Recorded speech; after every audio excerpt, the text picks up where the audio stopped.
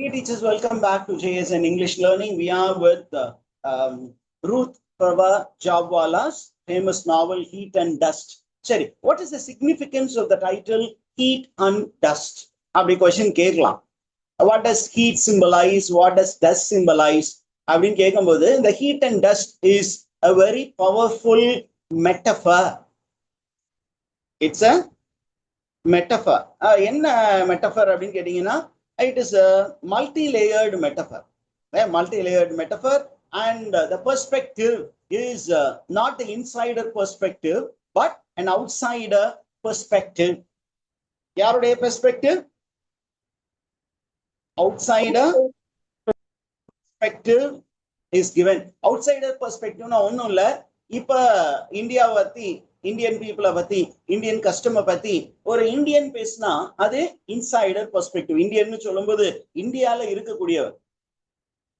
ஒரு இந்தியன் வந்து அமெரிக்கால போய் குடியிருந்துகிட்டு அவருக்கு இந்தியன் சிட்டிசன் இருந்துட்டு அவர் வந்து இந்தியாவை பத்தி பேசினா கூட அது இந்தியன் பெர்ஸ்பெக்டிவ் கிடையாது.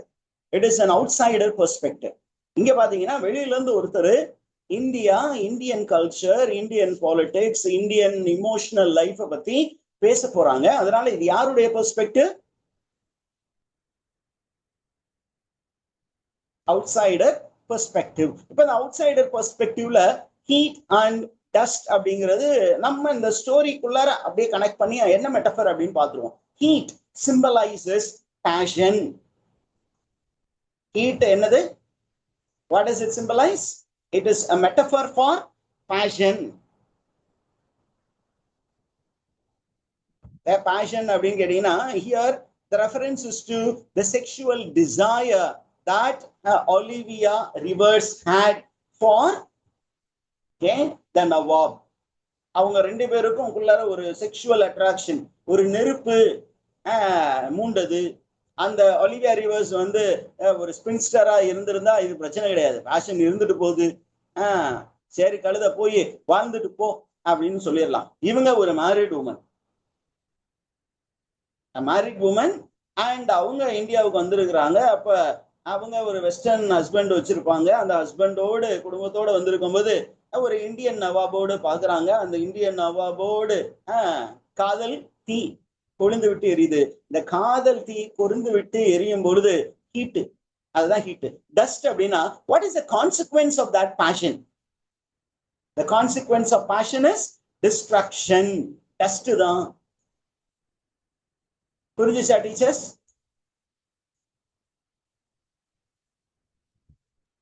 கான்சிக்வன்ஸ் ஆஃப் ஹீட் நார்மலா என்ன ஆகும் அப்படின்னா ஆஷ் தான், டஸ்ட்.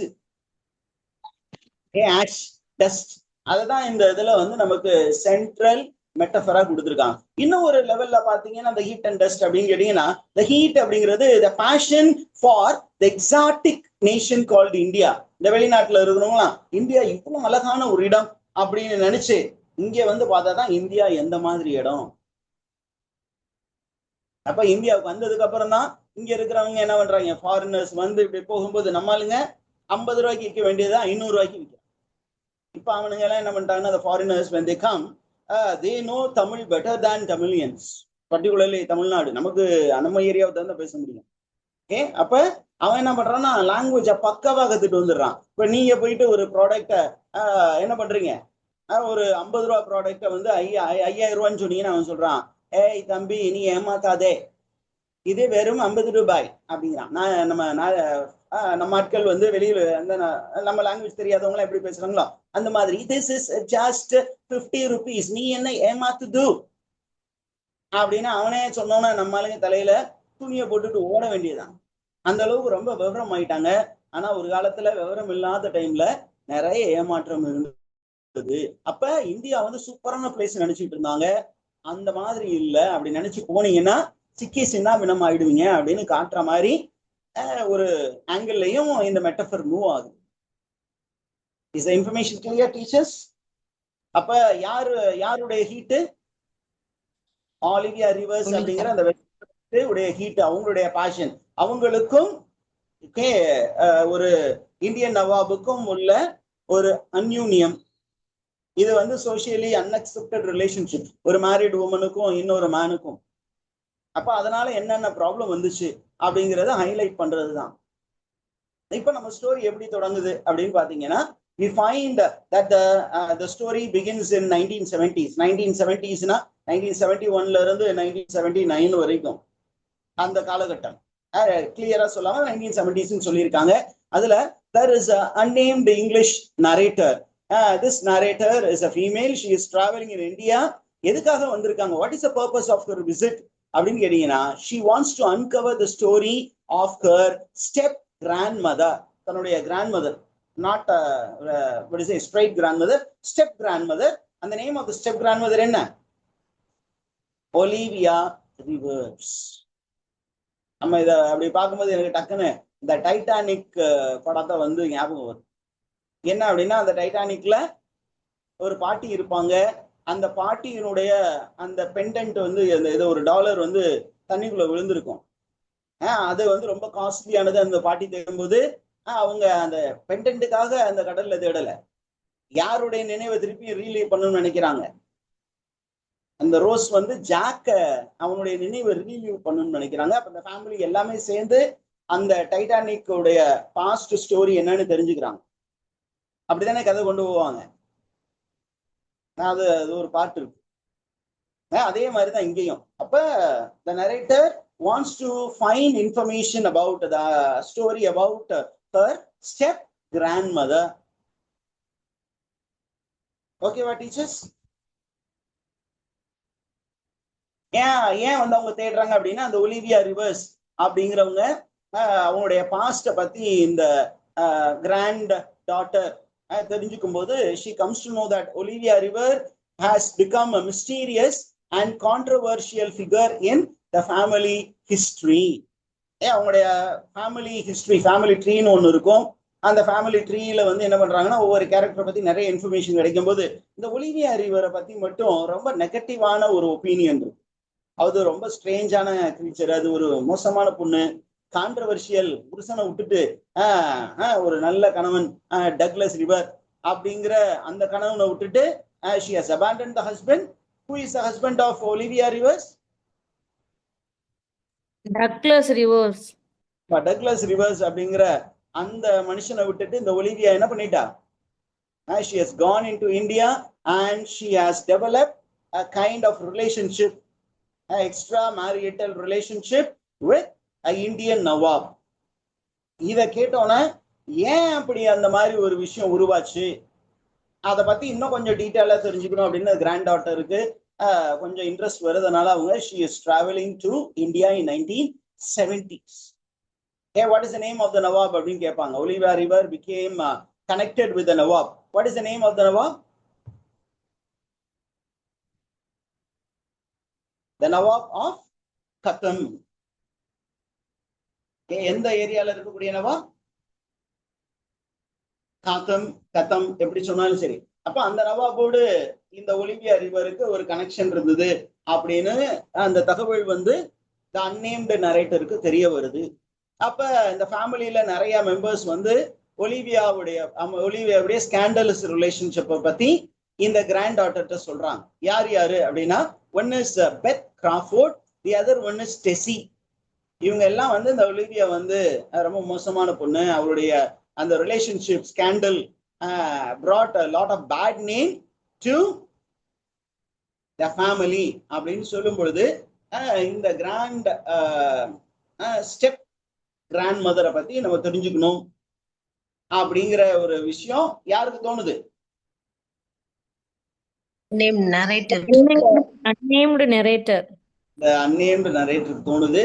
இன்னொரு முக்கியமானது என்ன அப்படின்னு கேட்டீங்கன்னா, இந்த பெத் கிராஃபோர்ட் அண்ட் டெசி அவங்களுடைய இறப்பிற்கு பிற்பாடு கம்ப்ளீட்டா அந்த அவங்கள்ட்ட இருக்க எல்லா உடைமையும் யாருக்கு வந்து சேருதுன்னா, அது அன்னேம்டு நரேட்டர் அந்த ஃபீமேல் கிட்ட வருது. அப்ப அவ என்ன பண்றா அப்படின்னா, அந்த வீட்டுல எல்லாத்தையும் எக்ஸாமின் பண்ணி பார்க்கும்போது he was able to trace Olivia's letters, journals and the family document. அதை அப்படியே அவங்க என்ன பண்றாங்கன்னா, she is perusing, அப்படியே உள்ள அப்படியே படிச்சு பார்த்துக்கிட்டு இருக்கும்போது as she is inspired to reconstruct Olivia's life and discover why a westerner, that is Olivia Rivers, why she chose to leave the security of British society. British society அவங்களுக்கு எல்லாத்தையும் கொடுத்துருக்குமே, இதெல்லாம் விட்டுட்டு ஒரு பெண்மணி ஒரு நவாப் பின்னாடி போறாங்க அப்படின்னா ஏதோ ஒண்ணு விஷயம் ஈர்த்து இருக்கு. என்ன ஈர்த்தது? காதலுக்கு கண் இல்லை மானே அப்படின்னு சொல்றாங்கல்ல. அந்த கண் இல்லாம போச்சே, என்ன விஷயம்தான் அவளை இப்படி இந்த மாதிரி இவ்வளோ பிரச்சனைகளை தாண்டி ஒரு மனிதனோடு உறவு ஏற்படுத்திக் கொள்ள எது தூண்டியது அப்படின்னு கண்டுபிடிக்கணும். அப்ப அவங்க என்ன பண்றாங்க அப்படின்னா ஒரு ரிசர்ச் ஒர்க் ஸ்டார்ட் பண்றாங்க. And that becomes very life changing transforming story. அவங்க ஒரு அப்படியே அவங்களுடைய ஸ்டெப் கிராண்ட் மதருடைய அப்படியே ஸ்டோரிய அவங்க ரிசர்ச் பண்ணி இந்தியாவுக்கு போய் நம்ம நேரா நமக்கு லெட்டர்ஸ் மட்டும் தான் இருக்கு, ஒரிஜினலா அங்க போய் அங்க ஏதாவது தகவல் கிடைக்குதா, அவங்கள பத்தி ஏதாவது இன்ஃபர்மேஷன்ஸ் கேதர் பண்ண முடியுமா, அவங்க இங்க சொல்லக்கூடிய விஷயத்துக்கும் அங்க சொல்லக்கூடிய விஷயமும் ஒத்து போகுதா, இல்ல அங்க ஏதாவது டிஃபரெண்டான ஒரு பெர்ஸ்பெக்டிவ் நமக்கு கிடைக்குதான்னு பாக்குறதுக்காக அவங்க போறாங்க. அப்படி போகும்பொழுது she finds her own identity and she starts understanding herself. Okay, is the idea clear, teachers? இப்ப இந்த ஒரே to reconstruct the history of Olivia Rivers, இந்த unnamed narrator என்ன பண்றாங்க அப்படின்னா she comes to India. எந்த வருடங்கள்ல வந்தாங்க? 1970s. இந்தியாவுக்கு வந்துட்டாங்க. இப்ப இந்தியாவுக்கு வந்து போகும்போது அவங்க என்ன பண்றாங்க அப்படின்னா she is giving first hand impression about India. முதலாக இந்தியால கால் எடுத்து வச்ச போது இது வரைக்கும் வெஸ்டர்னர்ஸ் வந்து இந்தியாவை பத்தி வேற மாதிரி ஒரு அபிப்பிராயம் கொடுத்துருக்குறாங்க. என்ன அப்படின்னு கேட்டீங்கன்னா இந்தியாவா அது சூப்பரான இடம். Not to speak about how colonisers presented India in negative life. அது ஒரு சில ஹிஸ்டோரியன்ஸ் இந்தியாவை ரொம்ப மோசமாவே சொல்லியிருக்காங்க. Land of what is it, land of thorns, land of bushes, land of serpents and uncouth fellows அப்படின்னு ஒரு சில நரேட்டர்ஸ் ஒரு சில ஹிஸ்டோரியன் சொன்னா கூட நிறைய பேர் என்ன பண்ணாங்கன்னா அப்படியே கற்பனையில இந்தியா மாதிரி ஒரு சொர்க்க பூமியா, அதனாலதான் இந்தியாவுக்கு எல்லாரும் வரணும்னு நினைச்சாங்க. ஏன் அப்படி land of what is it, spices, land of herbal medicine, land of culture, கலாச்சாரத்துக்கு பேர் போன இடம். அப்ப ரிச் கல்ச்சர் ஹெரிட்டேஜ் இருக்கு. அப்ப இந்தியாவை போய் பார்த்தே தீரணும் அப்படின்னு வந்தவங்க இருக்காங்க. பெரிய பெரிய ரிலிஜியஸ் ஃபிகர்லாம் இருக்காங்க. ஏர் ஃபிளைட்ல இருந்து இறங்குனதுக்கு அப்புறம் ஒரு போப்பாண்டவர் என்ன பண்ணாரு, கீழே விழுந்து அந்த மண்ணை இந்தியன் சாயில முத்தமிட்டார் போப் ஜான் பால் II. எதுக்கு அப்படின்னா this soil is such a religious soil, spirit not religious, religion விடுங்க, religion spoils human beings, spiritual soil, spirituality, that can be spirituality beyond the religions. நம்ம கிட்ட இருக்கக்கூடிய அந்த institutionalized religion segregates people. ஆனா ஆன்மீகம் அப்படிங்கிறது மதத்தை சார்ந்தது கிடையாது, அது மதத்தை கடந்து இருக்கக்கூடிய ஆன்மீகம் இருக்கு. அதனால அவர் என்ன நினைச்சாருன்னா இந்த பூமி வந்து ஆன்மீக பூமி அப்படின்ட்டு முத்தமிட்டார் அப்படின்னு சொல்லப்படுது. அந்த அளவுக்கு இந்தியாவை பத்தி ரொம்ப பாசிட்டிவ் ஒப்பீனியன் வச்சிருக்காங்க. அதே மாதிரி மைண்ட் செட் தான் யாரும் வந்திருக்கா,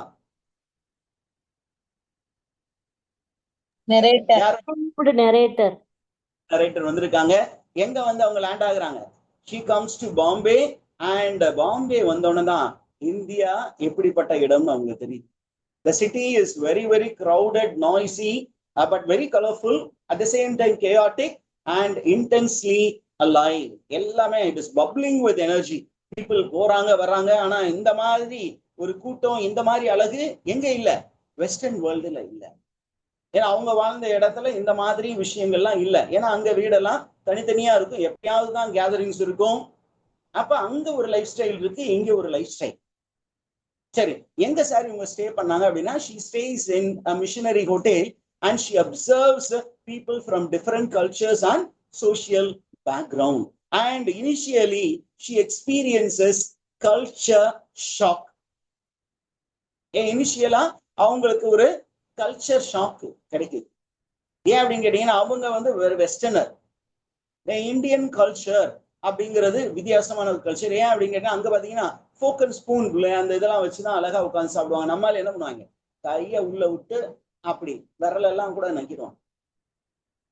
ஏன் அப்படின்னு கேட்டீங்கன்னா அந்த டேஸ்ட் இருக்கு, அந்த நாக்குல அந்த டேஸ்டுக்காக கடைசியா இருக்கிறத உள்ள கையை விட்டு அந்த பாயசத்தை டம்ளர்ல இருக்கிறத அப்படியே குடிச்சு பார்ப்போம். முடியல, விரல விட்டு யாரும் பார்க்கலையா அப்படின்னு பார்ப்போம். That is hypocrisy. யாரும் பார்க்கல, நான் எல்லாம் பார்த்தா என்ன அப்படின்னு சொல்லிட்டு கையை விட்டு நீங்க லிக் பண்ணீங்கன்னா ஓகே. ஆனா யாரும் பக்கத்துல பார்க்காத நேரத்துல அப்படி பாக்கணும்ல. இதெல்லாம் பார்க்கும்போது ஒரு ரூடு கல்ச்சரல் ஷாக் யாருக்கு கிடைச்சிருக்கும்? ஒரு வெஸ்டர்னருக்கு கிடைச்சிருக்கும். ஆனா ரீசெண்டா நான் வந்து ஃபியூ வெஸ்டர்னர்ஸை பார்த்தேன் ஒரு தாபால. அவங்க நம்மளை விட பயங்கரமா இருக்காங்க. ஏன்னா they got use to the Indian style, particularly நம்ம ஸ்டைல். என்ன அப்படின்னு கேட்டீங்கன்னா, அந்த சாம்பார் எல்லாம் தோசை எல்லாம் சாப்பிட்டு முடிச்சு அந்த இலைய ஃபுல்லா நம்ம சுத்தம் பண்ணுவோம்ல, அப்படி கம்ப்ளீட்டா சட்னி எல்லாத்தையும் எடுத்தோன்னே அப்படி லைட்டா அப்படியே ஃபுல்லா எடுத்து கம்ப்ளீட்டா சாப்பிட்டு முடிக்கிறேன். அதே ஸ்டைல் ஃபாலோ பண்ணிட்டாங்க. அப்படின்னு என்ன அர்த்தம்? they have completely become Indianized. அந்த மாதிரி ஒரு அட்ராக்ஷன் இருக்கு. முதல் முறை அவங்க பார்க்கும்போது சூப்பர் அண்ணா, இந்த மாதிரி தான் காரமா நான் சாப்பிடணும்னு நினைச்சேன் அப்படின்னு சொன்னவங்க, அடுத்தது கொஞ்சம் காரமா இருக்கு, காரம் கம்மியா இருக்கிற மாதிரி தெரியுது, போன தடவை சூப்பர் சட்னி இருந்தது அப்படின்னு சொல்றான் வெஸ்டர்னர். அப்ப என்ன பண்றாங்க அப்படின்னா, ஒரே ஹோட்டலா திருப்பியும் அடுத்த ஒரு 6 months கழிச்சு வரும்போது they visit the same place, which means the energy and vitality of India is mesmerizing the Western. Okay, what teachers?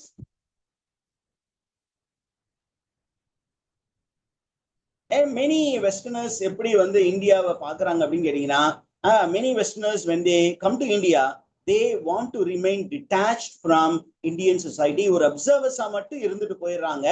ஆனா நம்ம அன்னேம்டு நரேட்டர் மாதிரி ஒரு சில பேர் மட்டும் என்ன பண்றாங்க அப்படின்னா, they are highly curious.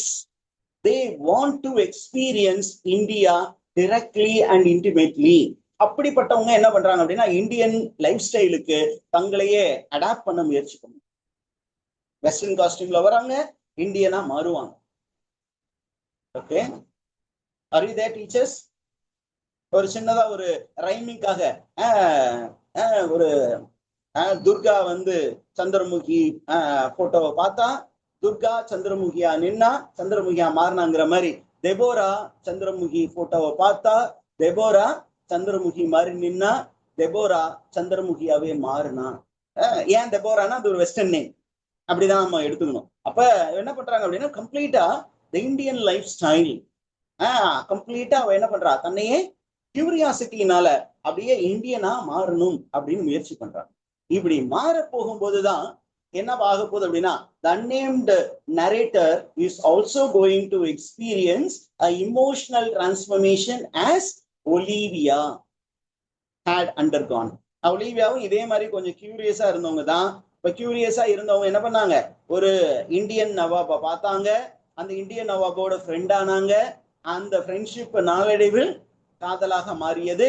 ஹஸ்பண்டை விட்டுட்டு கூட இந்த மனுஷனோட போய் வாழ்ற அளவுக்கு அவங்க என்ன ஆயிட்டாங்க,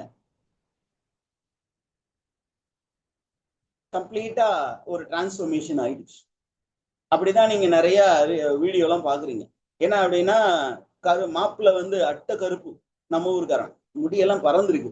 ஒரு வெஸ்டர்ன் கேர்ள் வந்து கம்ப்ளீட்டா இந்தியனைஸ்டா மாதிரி ஒரு Indian housewife, Tamil housewife. This is how curiosity can bridge cultures. Are you there with me teachers? Story follow பண்ண முடியுதா உங்களுக்கு? Yes sir. நம்ம நரேட்டர் என்ன பண்றாங்க அப்படின்னு கேட்டீங்கன்னா, நம்ம ஒலிவியா ரிவர்ஸ் எங்க வந்து வாழ்ந்தாங்க 1923ல? in a place called சாட்டிப்பூர். சாட்டிப்பூர் அப்படிங்கிற இடத்துக்கு போறாங்க. இந்த ஒலிவியாவை பத்தி கொஞ்சம் இன்னும் தெரிஞ்சுக்கணும், ஸ்டெப் கிராண்ட் மதரை பத்தி தெரிஞ்சுக்கணும் அப்படின்னு போறாங்க. அங்க இந்த சாட்டிப்பூருக்கு போகும்போது she rents a small room above a cloth shop which was owned by Inder Lal family. இப்போ இதை கேட்பாங்க, where did the unnamed narrator stay in Satipur? எங்க வாழ்ந்தாங்க? Inder Lal's families. Okay, a small room above a cloth shop which is owned by Inder Lal family. அப்படியே அவங்க பார்க்கும்போது அந்த western woman வந்து கொஞ்சம் நல்ல சொபிஸ்டிகேட்டட் லைஃப்ல வாழ்ந்தவங்க. இப்ப என்ன பண்றாங்கன்னா, Indian lifestyle. Indian lifestyle அப்படின்னா 10க்கு 10. நீங்க மற்ற காஸ்ட்லி இதெல்லாம் விட்டுருங்க. Majority of Indians they don't have roof even today, even in 2026. ரோட்ல இருக்கிறவங்க கொஞ்சம் கம்மியா தெரியுறாங்க. ஆனா அவங்க வாழக்கூடிய லைஃப் ஸ்டைல் பாத்தீங்கன்னா 10க்கு 10 இருக்கும். 10க்கு 10க்குள்ள 2 பேரு 3 பேரு அப்படி வாழக்கூடிய சராசரி இந்தியன்ஸ் அப்படி வாழ்ந்துட்டு இருக்காங்க. அப்போ ஒரு சிம்பிள் மாடஸ்ட் லைஃப் வாழ யாரு பழகிக்கிறான்? Unnamed narrator பழகிக்கிறாங்க. அப்ப இவங்களுடைய அக்கமடேஷன் எப்படி இருக்கு அப்படின்னு கேட்டீங்கன்னா பக்கா இந்தியன் அக்கமடேஷன். அவங்க இந்தியன் மாதிரி தான் அப்படின்னா அங்க பெட்டு வேணா எனக்கு பாய் போதும், நீங்க எப்படி இருக்கீங்களோ அந்த மாதிரி நான் இருக்கிறேன் அப்படின்னு சொல்றாங்க. அதே மாதிரி இந்த அன்நேம்டு நரேட்டர் என்ன பண்றாங்கன்னா she is getting accustomed to Indian clothing and to the local custom. Local custom அப்படின்னா என்ன? வளையல் போடுறது, ஓகே, அப்புறம் இந்த காது குத்துறது, இதெல்லாம் நம்மளுடைய கஷ்டம். அதே மாதிரி லோக்கல்ல இருக்கக்கூடிய கோயில்களுக்கு போறது வர்றது, ஏன்னா அது that is integral part of Indian life style.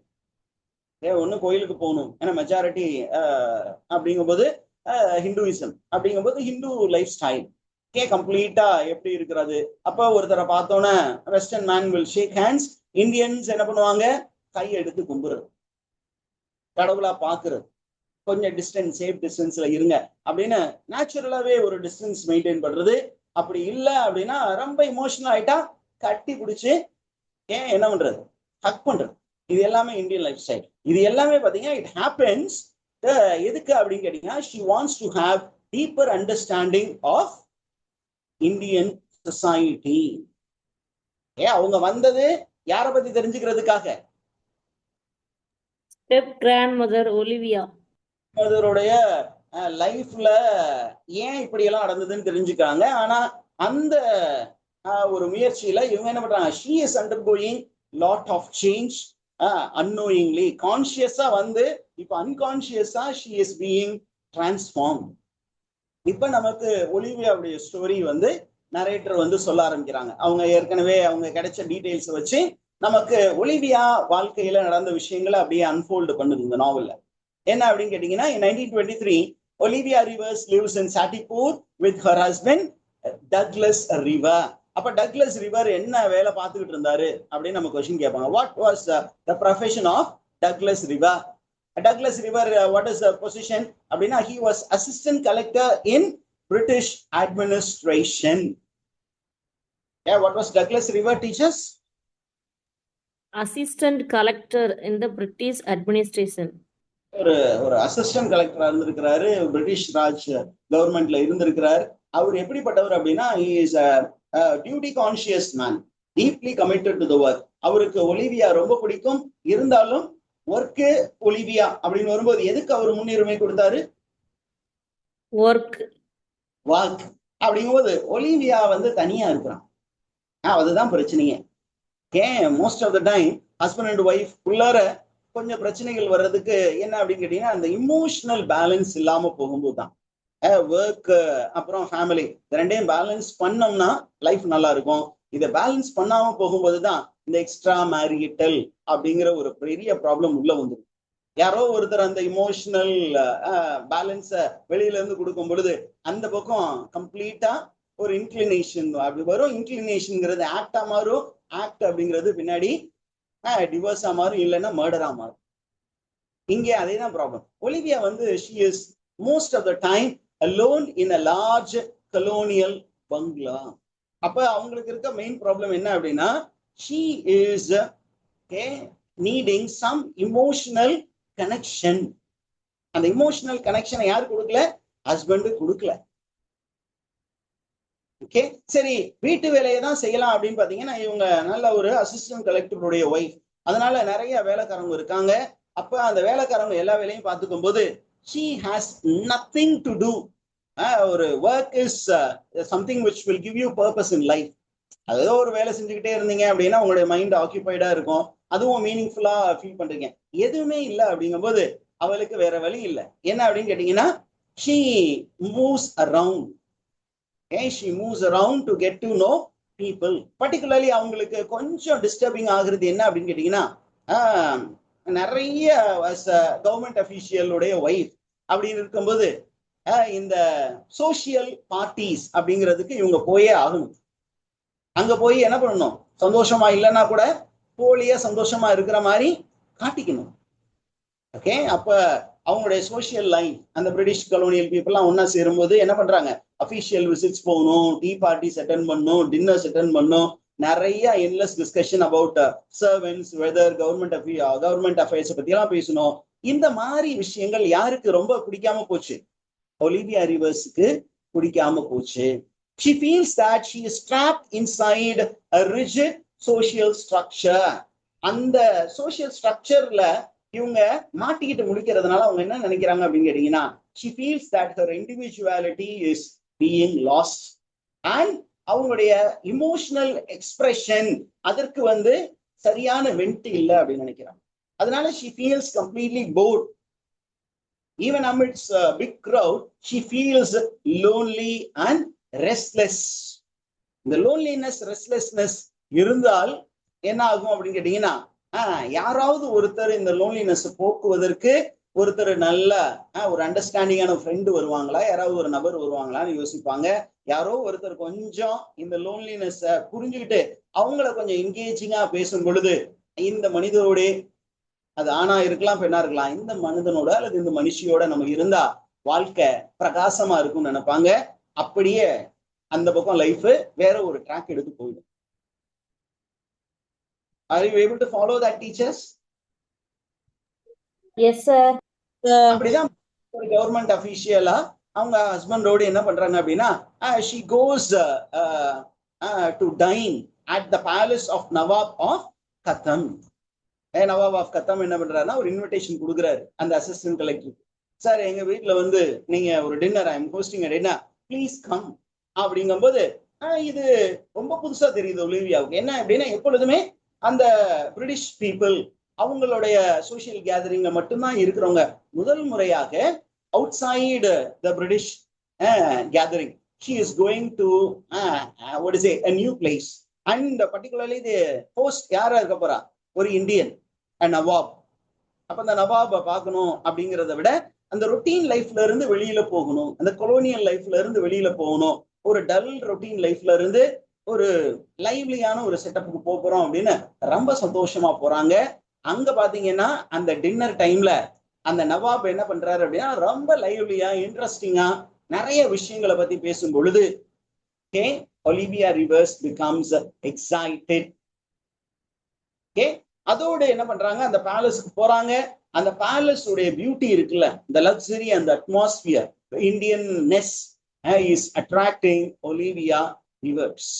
அப்ப அந்த particular palace itself becomes a symbol. The palace becomes a symbol for Olivia Rivers. What does it represent அப்படின்னா, it represents a different world from the disciplined and restrained world of colonial administration. ஓகேவா teachers? ஒரு புது இடம், புதுசுக்கன்னா புதுசு அப்படின்னு சொல்லி அந்த புது இடம் பாக்குறாங்க. கொஞ்சம் நம்ம ஃப்ரீயா மூவ் பண்ண முடியுது. ஆனா நம்ம வீட்டுல இந்த ஃப்ரீடம் நமக்கு இல்லை. ஏன்? சர்வன்ஸ் நம்மள வேற மாதிரி சொல்லிடுவாங்க, நான் என் லேடி சரியில்லைன்னு காசிப் பண்ண ஆரம்பிச்சிருவாங்க. அதே மாதிரி நம்ம என்ன பண்ணலாம், கொஞ்சம் ஃப்ரீயா பேசலாம், போலாம், வரலாம் அப்படிங்கிற மாதிரி அவங்க யோசிக்கிறாங்க. ரெண்டாவது, இந்த நவாப் அவரு பாத்தீங்கன்னா ரொம்ப என்கேஜிங்கா இருக்காரு. He is very intelligent, very charming, sophisticated, ரொம்ப கான்ஃபிடென்ட்டா இருக்காரு. He is completely different from the British officials. British officials எப்பொழுதும் எப்படி இருப்பாங்க, ரொம்ப ஸ்டிஃபா இருப்பாங்க. அப்படி சார் அப்படின்னு நினைப்பாங்க. நீங்க பாத்திருக்கீங்க இந்த வெஸ்டர்ன் மேன் வந்து இந்த அஃபீஷியல்ஸ் எல்லாம் பாத்தீங்கன்னா அப்படியே எக்ஸ்பிரஷன்லெஸ் ஃபேஸ், அப்படியே ஸ்மைல் பண்ணா கூட ரொம்ப லைட்டா ஸ்மைல் பண்ணுவாங்க. ஆனா நம்மள என்ன பண்ணுவாங்க, வாங்க அப்படின்னு ஜாலியா பேசுவாங்க. அந்த மாதிரி நீங்க இந்த மாதிரி ஒரு படம் வந்துச்சு, விஜய் சேதுபதி ஒரு படம் நடிச்சாரு, பாத்தீங்களா? விஜய் சேதுபதி ஒரு இங்கிலீஷ்காரி.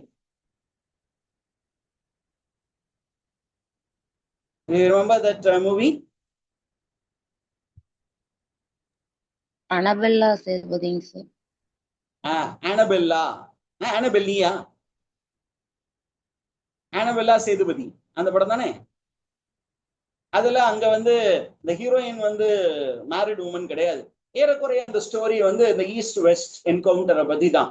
இங்கேயும் அதே மாதிரிதான் பாருங்க. அப்ப அந்த ஒலிவியாவுக்கு இந்த நவாப் வந்து ரொம்ப தனியா தெரியுறாரு, யுனிக்கா தெரியுறாங்க. ஏன் அப்படின்னு கேட்டீங்கன்னா, நம்ம எப்பொழுதுமே இவங்க பாத்தீங்கன்னா அந்த வெஸ்டர்ன் மேனை மட்டும் தான் பார்த்திருக்காங்க, இந்த பிரிட்டிஷ் அபிஷியல்ஸ் மட்டும் தான் பார்த்திருக்காங்க. அவங்க ரஃப் அண்ட் டஃபா இருப்பாங்க. ஆனா இந்த நவாப் எப்படி இருக்காரு? ரொம்ப ரிலாக்ஸ்டா இருக்கிறாரு, ரொம்ப இமோஷனலி எக்ஸ்பிரசிவ். அப்ப அந்த ஈவினிங் வந்து கம்ப்ளீட்டா ஒலிவியாவுடைய அட்டென்ஷன் யார் மேல இருக்கு? அந்த நவாபும் சும்மா இல்ல, மேடம் சூப்பரா இருக்கீங்க மேடம், நீங்க சூப்பரா ட்ரெஸ் பண்ணிருக்கீங்க, உங்க கன்னத்துல இருக்கிற அந்த குழி இருக்கே சூப்பரா இருக்குது அப்படின்னு இந்த ஹஸ்பண்ட் அப்ரிஷியேட் பண்ணாத விஷயங்களை அவன் அப்ரிஷியேட் பண்ணிட்டான். ஜெனுவினா இருந்தது அது வந்து. It is not a fake, ஜெனுவினா அப்ப ஜெனுவினா இருக்கும் பொழுது அந்த நவாபுடைய எல்லா அப்ரோச்சும் யாருக்கு ரொம்ப பிடிச்சிருக்கு? ஒலிவியா ரிவர்ஸ்க்கு பிடிச்சிருக்கு. அப்ப the Nawab becomes a representative figure for Olivia Rivers. What அப்படின்னு கேட்டீங்கன்னா, the Nawab represents everything that Olivia Rivers missed in her ordinary existence. என்ன அப்படின்னா, அவங்களுடைய அந்த colonial existenceல she was missing excitement, she was missing something mysterious, she was missing emotional intensity, and she was missing freedom. Husband வந்து இப்படிதான் இருக்கணும், இப்படிதான் dress பண்ணணும், இப்படிதான் வரணும், இங்க இப்படிதான் உட்காரணும் என் பக்கத்துல, இப்படிதான் அப்படி எடுத்து அந்த ஏப்ரனை கட்டிட்டு இப்படிதான் எடுத்து இவ்வளவுதான் சாப்பிடணும், இதுக்கு மேல என்னுடைய பாஸ் கிட்ட நீ இவ்வளவுக்கு மேல பேசக்கூடாது, இவ்வளவு ரெஸ்ட்ரிக்ஷன் இருக்கும்போது the meeting with the Nawab gave her complete relaxation and complete freedom. ஓகேவா டீச்சர்ஸ்? Yes, sir. இப்போ அப்படியே ஒலிவியா லைஃப்ல ஏதோ புதுசா ஒரு மாற்றம் ஏற்படுது, அத ஒலிவியா உணர்றாங்க. ஏன் இப்ப அங்க வந்து ஒரு கஷ்டம் என்ன அப்படின்னு கேட்டீங்கன்னா, suppose you are invited for a dinner, in turn you should host a dinner. அப்ப என்ன பண்றாரு நம்ம ஒலிவியா ரிவர்ஸ் உடைய ஹஸ்பண்ட், ஒரு அசிஸ்டன்ட் கமிஷனர் இல்லையா, அசிஸ்டன்ட் கலெக்டர், அவருடைய பேர் என்ன? Douglas River. Douglas Rivers. But Douglas Rivers என்ன பண்றாரு அப்படின்னா, sir you have invited me, please to come to a house, let's have dinner அப்படின்னு சொல்லிட்டு அவர் வந்தார். உடனே என்ன பண்றாரு நவாப் வந்து கம்ஸ் டு ஒலிவியாஸ் ஹவுஸ். ஓகே, அவர் வரும்போது அவரு கூட ஒரு கம்பெனியன் வர்றாரு. அந்த கம்பெனியனுடைய பேரு ஹாரி. யாரோட வர்றாரு? Harry. ஓகே, அப்படியே வராங்க. அது ஒரு நாள் இல்ல, அதுக்கப்புறம் பாத்தீங்கன்னா நிறைய டின்னர்ஸ் வராங்க. அந்த நவாப் அடிக்கடி இந்த வீட்டுக்கு வராரு. இந்த நவாப் எப்போ வந்தாலும் சரி அவரோடு லாஃப்டர் வருது, நல்ல கான்வர்சேஷன் வருது, அன்பிரடிக்டபிளா நிறைய இன்ஃபர்மேஷன்ஸ் வருது. And the monotonous life of Olivia River changes completely, and Olivia begins looking for Nawab's visit, and she becomes emotionally dependent on Nawab. Husband வந்து இந்த அளவுக்கு இல்ல, ஆனா இவரு நம்ம இமோஷனல் கிரேவிங் என்ன மாதிரி இருக்குன்னு தெரியுது. அந்த விஷயங்கள் எல்லாம் என்ன அப்ரிஷியேட் பண்றதுல இந்த ஹஸ்பண்ட் என்ன வந்து ஒரு நாள் கூட நீ அழகா இருக்கன்னு சொல்லல. இந்த சமீபத்துல ஒரு காஃபி ஆடுக்கு சொன்னாங்க, நம்ம கல்யாணமாயி எத்தனை நாள் ஆச்சு அப்படின்னு கேட்கும்போது 9 மாசம். 9 மாசம் ஆச்சு, நான் ஒரு நாள் கூட நீ ஐ லவ் யூ சொல்லவே இல்லை. அவரு சொல்லுவாரு ஐ லவ், காஃபி கேட்பாரு, எனக்கு ப்ரூ வேணும் அப்படின்னு சொன்னோன்னே அது அந்த அட்வர்டைஸ்மெண்ட் தான் நினைக்கிறேன். அப்ப ஐ லவ் அப்படின்னா அந்த பொண்ணு அப்படி லவ் யூன்னு சொல்லுவாருன்னு பார்த்தா ஐ லவ் ப்ரூ அப்படின்னா அது காஃபியில சூடு வைக்கும். ஐ லவ் யூ டா, யூ டூ டா அப்படின்னு அர்த்தம். அப்படின்னா நீங்க லவ் பண்ணாலும் சரி, லவ் பண்ணேன்னு சொன்னாதான் அந்த பக்கத்துல இருக்கிறோம். Because men are from Mars, women are from Venus. அப்பப்ப சொல்லிட்டே இருங்க, அழகா இருக்கீங்க, நல்லா சமைக்கிறீங்க, நல்லா இருக்கிறீங்க அப்படின்னு சொல்லிட்டே இருக்கணும். உங்களை மாதிரி இன்டெலிஜென்டா யாரும் இல்லை அப்படின்னு சொல்றது நார்மலா அந்த பக்கம் கேட்கணும்னு ஆசைப்படுவாங்க. அந்த மாதிரிதான் ஒலிவியா இருந்திருக்கிறாங்க. இப்ப அந்த நவாபுக்கும் ஒலிவியா வந்து இமோஷனல் பேலன்ஸுக்கு தேவைப்பட்டது. ஒலிவியாவுக்கும் அந்த இமோஷனல் கனெக்டுக்கு யாரு தேவைப்பட்டா? நவாப் தேவைப்பட்டா. இப்பதான் நம்ம ஸ்டோரிக்குள்ளார அந்த ஹாரி அப்படிங்கிற அந்த கேரக்டரை பாக்குறோம். Who is Harry அப்படின்னு கேட்டீங்கன்னா, he is Nawab's close associate. இது கேட்பாங்க, what is the role of Harry in the story அப்படின்னு கேட்டீங்கன்னா, he is Nawab's close associate. அவனுடைய லைஃப், அவன் எப்படிப்பட்ட கேரக்டர் அப்படின்னா, he is very sensitive, very lonely, and he is emotionally very very drained character. Okay, இப்ப இந்த Harry என்ன பண்றான் அப்படின்னு கேட்டீங்கன்னா, இந்த ஒலிவியா ரிவர்ஸ் கூட வரும் பொழுது அவனுக்கு ஒலிவியா ரிவர்ஸ் புது ஆளா தெரியுறாங்க. அப்ப அவகிட்ட வந்து என்ன பண்றாங்கன்னா நிறைய கான்வர்சேஷன் இருக்கு. அப்ப Olivia learns more about Nawab life, habit and personality from which character அப்படின்னு கொஸ்டின் கேட்பாங்க. Harry. Olivia comes to know about Nawab's life, habits and personality through dash. யாரு மூலியமா? Harry sir. ஹாரி மூலியமா தெரிஞ்சுக்கிறாங்க. அண்ட் ஹாரி என்ன பண்றாரு அப்படின்னு கேட்டீங்கன்னா, ஒலிவியா கிட்ட பேசிக்கிட்டு ஒலிவியா பத்தி எல்லா இன்ஃபர்மேஷன் நவாப் கிட்ட சொல்றது, நவாப் பத்தி எல்லா இன்ஃபர்மேஷனையும் ஒலிவியா கிட்ட சொல்ற மாதிரி he acts as a bridge between these two characters. Okay, இது வரைக்கும் உங்களுக்கு ஸ்டோரி புரிஞ்சுச்சா? ஒரு சினிமா படம் பார்த்த மாதிரி ஒரு எஃபெக்ட் இருக்கும்னு நினைக்கிறேன். Am I right, teachers? We will start